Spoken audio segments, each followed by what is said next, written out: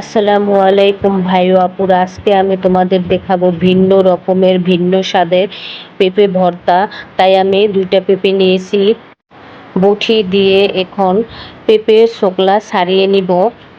অনেকেই পেঁপে রান্নাটা পছন্দ করে না, এইভাবে যদি পেঁপে রান্না করে খাওয়া যায় তাহলে তুমি একবার রান্না করলে বারবার খেতে মন চাইবে।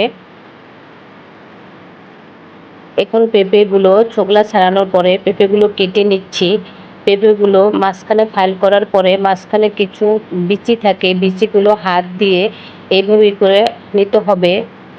আমি পেঁপেগুলো একটি পেঁপে 6 টুকরো করে ফাইল করে নিয়েছি। ফাইল করে নেওয়ার পরে এখন পেঁপেগুলো পানি দিয়ে ধুয়ে নিচ্ছি। পানি দিয়ে 4 বারের মতো ধুয়ে নিতে হবে, তাহলে পেঁপের যে একটা কষ থাকে সেগুলো চলে যাবে। ধোয়ার পরে এখন পেঁপেগুলো আমি ছেঁকে নিব। যে পেঁপেগুলো আমি এখন একটি ঝুড়িতে ধুয়ে রেখে দিব।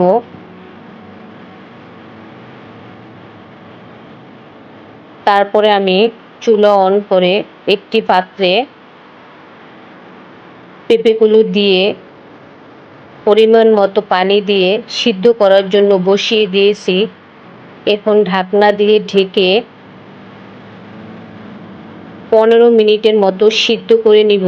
এখন সিদ্ধ পেঁপে ঝাঁপিতে ছেঁকে নিচ্ছি। এখন পেঁপেগুলো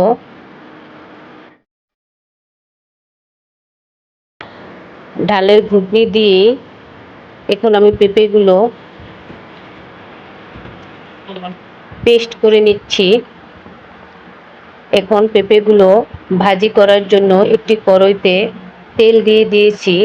এখন তেলের গরম হওয়ার পরে 1 কাপের পরিমাণ পেঁয়াজ রসুন কুচি দিয়ে ভালোভাবে ভেজে নিব।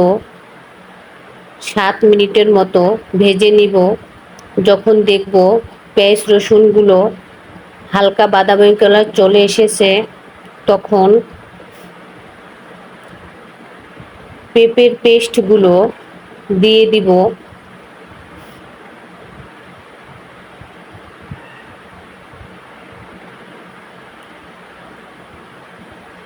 পেঁপের পেস্টগুলো দেওয়ার পরে নাড়াচাড়া করে রসুন পেঁয়াজ কুচি পেঁপের সাথে মিশিয়ে দিব।